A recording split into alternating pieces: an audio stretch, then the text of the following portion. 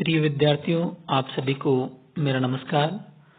आज के इस वीडियो व्याख्यान में हम बीएससी पार्ट सेकंड के पेपर फर्स्ट का एक topic sense organs of Unio के बारे में विस्तार से अध्ययन करेंगे। इससे पूर्व के वीडियो व्याख्यान में आपने मोलस्कन नर्वस सिस्टम के बारे में पढ़ा था। आज के इस वीडियो व्याख्यान की अगर कंटेंट की बात करें तो कंटेंट आपके सामने है।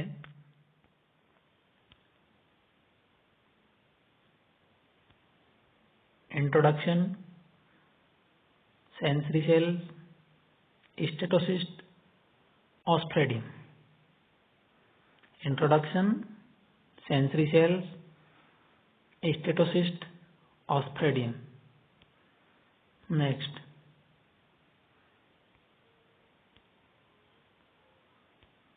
इंट्रोडक्शन।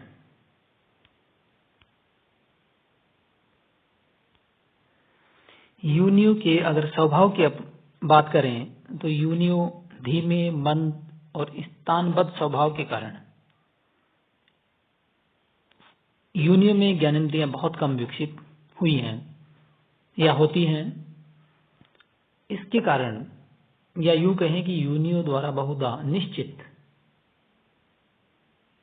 एवं सीमित आवास स्थल में जीवन जीने के कारण इसका स्वभाव विशिष्ट प्रकार का स्थानबद्ध हो जाता है। फलस्वरूप इसके संवेदी अंग या ज्ञानेंद्रियां विकसित नहीं है। क्या नहीं है?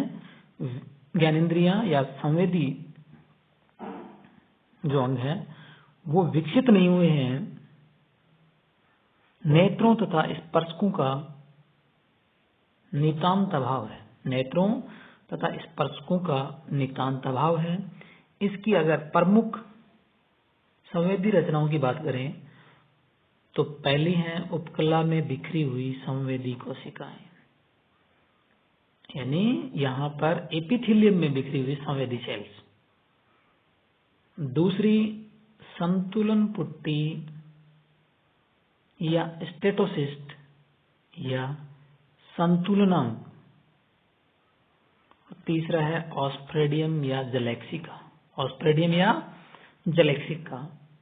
तो यहाँ पर यूनियो में विशिष्ट स्वभाव के कारण संवेदी अंग ज्यादा विकसित नहीं है तथा प्रमुख जो संवेदी रचनाएं हैं उसमें पहला सेंसरी सेल्स, दूसरा स्टेटोसिस्ट, तीसरा ऑस्ट्रेडियम या जलेक्सिका।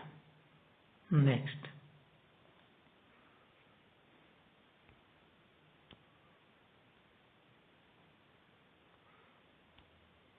Sensory cell. सेंसरी सेल्स संवेदी कोशिकाएं। अगर यूनियो की बात करें तो यूनियो में संवेदी कोशिकाएं कहां पर पाई जाती है और उनका क्या काम है इसकी बात करें। यूनियो के दोनों प्रावार पालियों के किनारों पर। कहां पर? यूनियो की दोनों प्रावार पालियों के किनारों पर तथा अंतर्वाही साइफन, इनहेलेंट साइफन के पास स्थित जो कोशिकाएं होती हैं उनमें अधिसंख्य कोशिकाएं कैसी होती हैं? संवेदी। कहां पर? प्रावार पालियों के दोनों जो प्रावार पाली है उनके किनारों पर तथा इनहेलेंट साइफन के पास स्थित जो कोशिकाएं हैं उनमें से अधिसंख्य कैसी हैं? संवेदी। और ये संवेदी कोशिकाएं अगर इनके काम की बात करें कि इनका काम क्या है संवेदी कोशिकाओं का, तो इनका काम है स्पर्श एवं प्रकाशग्राही के समान कार्य करना। यानी ये थिग्मो रिसेप्टर्स और फोटो रिसेप्टर्स की भांति कार्य करती हैं, यानी प्रकाशग्राही और स्पर्शग्राही का कार्य करती हैं। कहां पर स्थित होती हैं? प्रावार पालियों तथा इनहेलेंट साइफन के पास। नेक्स्ट,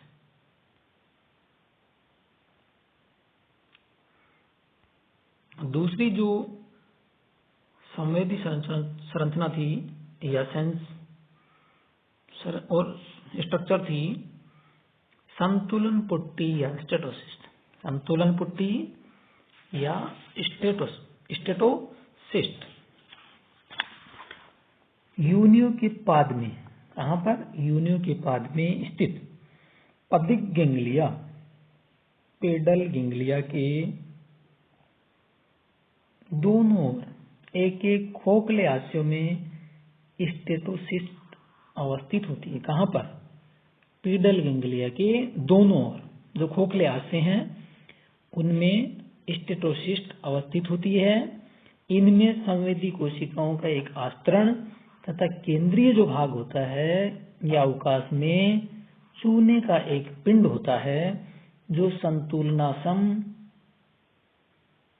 संतुलनासम या स्टेटोलिथ कहलाता है। क्या कहलाता है? संतुलनासम या स्टेटोलिथ। किसका बना होता है? चूने का। प्राणी का संतुलन बिगड़ने पर चूने का यह पिंड संवेदी कोशिकाओं की ओर गति प्रदर्शित कर उन्हें उत्तेजित कर देता है। क्या कर देता है? उत्तेजित या एक्साइटेड कर देता है, जिससे तंत्रिकाओं द्वारा सेरिब्रोपेडल संयोजकों, सेरिब्रोपेडल कनेक्टिव के माध्यम से प्राणी को पुनः संतुलित करने की क्रिया संपन्न की जाती है। इसलिए स्टेटोसिस्ट को संतुलन अंग माना जा सकता है या माना जाता है। तो इसका जो बाह्य आवरण है उसमें क्या पाई जाती है? संवेदी कोशिकाएं, यानी जो बाह्य आस्तरण होता है उसमें तो संवेदी कोशिकाएं, और अंदर जो केंद्रीय अवकाश है उसमें चूने का एक पिंड, और उस पिंड को हम संतुलनासम या स्टेटोलिथ के नाम से जानते हैं। और काम है प्राणी को वापस संतुलित अवस्था में लाने की क्रिया को संपन्न करना। नेक्स्ट,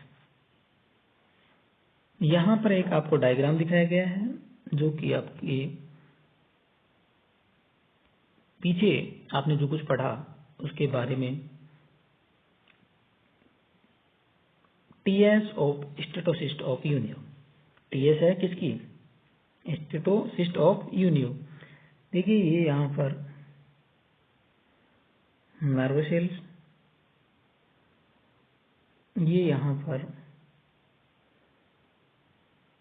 ये आप इनको आप देख सकते हैं कनेक्टिव टिश्यू, ये यहां पर स्टेटोलिथ, और ये यहां पर सेंसरी सेल, बाह्य आस्तरण, जो इसका आस्तरण था स्टेटोसिस्ट का। तो इस प्रकार से इसमें जो मुख्य संरचनाएं हैं, नर्व, कनेक्टिव टिश्यू, स्टेटोलिथ और सेंसरी सेल्स प्रमुख संरचनाएं हैं किसकी? स्टेटोसिस्ट की। नेक्स्ट, लास्ट जो संवेदी रचना है वो आपके सामने है, उसका विवरण। ऑस्ट्रेडियम,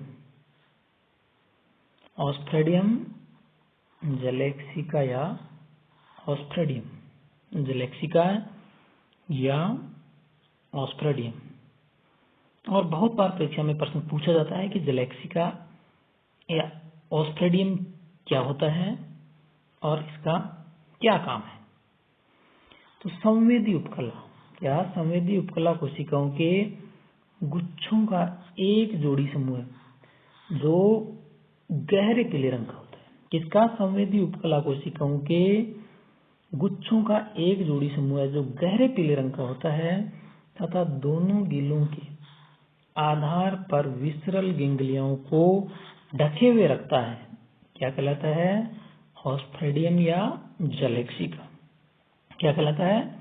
ऑस्ट्रेडियम या जलेक्सिका।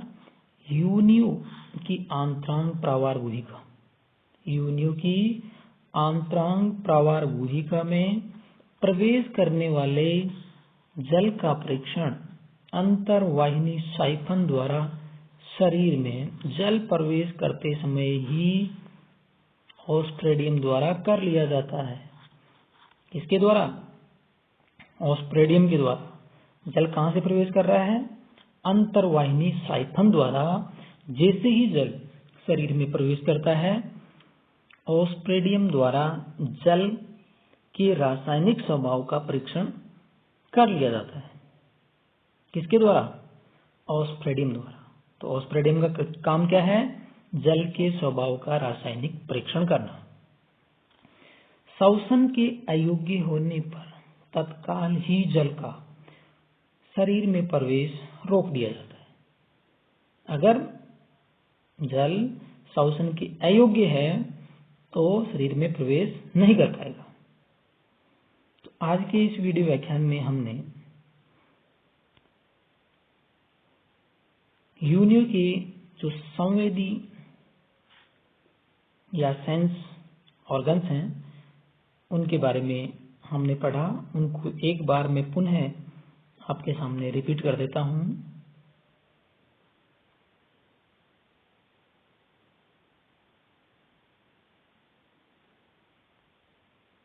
आप देखते जाइए।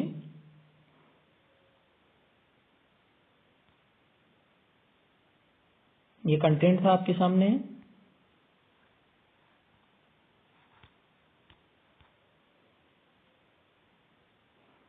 इंट्रोडक्शन, योनियों का स्वभाव। एक प्रकार से आप कह सकते हैं कि स्थानबद्ध और इसके कारण इसमें विशिष्ट प्रकार के संवेदी अंग विकसित नहीं होते हैं और प्रमुख जो संवेदी संरचनाएं या रचनाएं हैं उसमें sensory cells, statocyst and osphradium. Next, संवेदी कोशिकाएं कहां पर पाई जाती हैं, क्या काम है, ये मैंने आपको बता दिया है विस्तार से। नेक्स्ट, संतुलन पुट्टी या स्टेटोसिस्ट क्या है, क्या काम है, और बहुत बार परीक्षा में यहाँ से प्रश्न पूछा जाता है स्टेटोसिस्ट क्या है और इसका क्या काम है। और लास्ट आपके सामने आ रहा है ऑस्प्रेडियम या जलेक्सिका क्या है और इसका क्या काम है। Thank you.